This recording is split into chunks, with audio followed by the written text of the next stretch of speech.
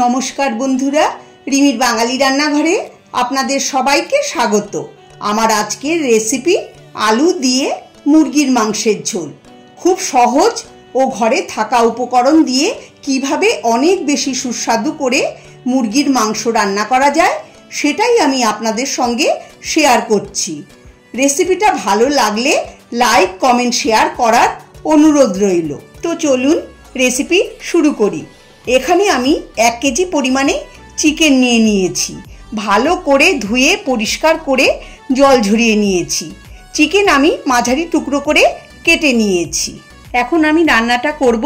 গ্যাসে কড়াই বসিয়ে দিয়ে দিচ্ছি 1/2 কাপ পরিমাণে সর্ষের তেল। রান্নাটা আমি সর্ষের তেলেই করব।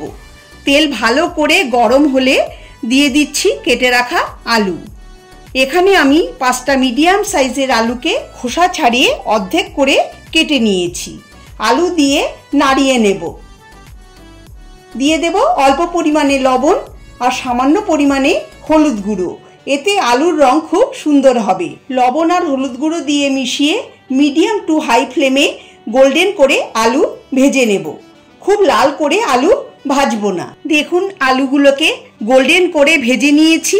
এরকম করেই ভেজে নিতে হবে। এবার তুলে একটা পাত্রে রেখে দিচ্ছি। দেখুন আলু এরকম করেই ভেজে নিতে হবে। ওই তেলে ফোড়নে দিয়ে দিচ্ছি 2টো তেজপাতা, 2 টুকরো দারচিনি, 4টে লবঙ্গ আর 4টে মুখ ফাটিয়ে নেওয়া এলাচ আর 1/2 চা চামচ গোটা জিরে। এখন লো ফ্লেমে 40 সেকেন্ড ফোড়নটাকে ভেজে নেওয়ার পর এর মধ্যে দিয়ে দিচ্ছি 1/2 চা চামচ চিনি। চিনি দিলে গ্রেভির কালার সুন্দর হবে। চিনি দিয়ে লো ফ্লেমে মিশিয়ে দেব। চিনি ভালো করে মিশে গেলে দিয়ে দেব কেটে রাখা পেঁয়াজ। এখানে আমি 4টে মিডিয়াম সাইজের পেঁয়াজকে মিহি করে কুচিয়ে নিয়েছি। এখন মিডিয়াম টু হাই ফ্লেমে পেঁয়াজ গোল্ডেন করে ভেজে নেব। পেঁয়াজ খুব লাল করে ভাজবো না। দেখুন পেঁয়াজ গোল্ডেন করে ভেজে নিয়েছি। পেঁয়াজ ভাজতে আমার 6-7 মিনিট লেগেছে। এখন এর মধ্যে দিয়ে দিচ্ছি 1 টেবিল চামচ আদা বাটা, 1 টেবিল চামচ রসুন বাটা। আদা রসুনের কাঁচা গন্ধ না যাওয়া পর্যন্ত লো ফ্লেমে কষিয়ে নিতে হবে। প্রায় 2 মিনিট কষিয়ে নেওয়ার পর এর মধ্যে দিয়ে দিচ্ছি 2টো বড় সাইজের টমেটো মিক্সিতে পেস্ট করে। টমেটো দিয়ে 1 মিনিট নাড়াচাড়া করে কষিয়ে নেব মিডিয়াম ফ্লেমে। 1 মিনিট টমেটো দিয়ে কষিয়ে নেওয়ার পর দিয়ে দেব পরিমাণ মতো লবণ, 1/2 চা চামচ হলুদ গুঁড়ো, 1 টেবিল চামচ জিরের গুঁড়ো, 1 টেবিল চামচ ধনের গুঁড়ো, 1 টেবিল চামচ কাশ্মীরি লঙ্কার গুঁড়ো। এটা দিলে গ্রেভির কালার সুন্দর হবে। আর 1 চা চামচ লঙ্কার গুঁড়ো। লঙ্কার গুঁড়ো আপনাদের পছন্দ মতো কমিয়ে বাড়িয়ে দিতে পারেন। এখন 4-5 মিনিট নেড়ে চেড়ে মশলা কষিয়ে নিতে হবে। আর অবশ্যই লো ফ্লেমে মশলা কষাতে হবে, না হলে মশলা পুড়ে যেতে পারে। মশলা যত ভালো কষানো হবে গ্রেভির স্বাদ ততই ভালো হবে। 5 মিনিট মশলা কষিয়ে নিয়েছি। মশলা খুব সুন্দর কষানো হয়েছে আর মশলা কষাতে কষাতে তেলও ওপরে উঠে এসেছে। এখন এর মধ্যে চিকেনের পিসগুলো দিয়ে দিচ্ছি। চিকেন মশলার সঙ্গে ভালো করে মিশিয়ে যাব 3-4 মিনিট মিডিয়াম টু হাই ফ্লেমে। খুব ভালো করে মেশাতে হবে যাতে মশলা মাংসের মধ্যে ভালো করে ঢুকে যায়। আমার চ্যানেলে নতুন বন্ধু হয়ে থাকলে চ্যানেলটাকে সাবস্ক্রাইব করার অনুরোধ রইল। আমার চ্যানেলে অনেক সুস্বাদু চিকেনের রেসিপির লিংক আমি ডেসক্রিপশন বক্সে শেয়ার করে দিচ্ছি। আপনারা চাইলে চেক করে নিতে পারেন। 3 মিনিট মেশানোর পরে ঢাকা দিয়ে লো ফ্লেমে 5 মিনিট কষিয়ে নেব।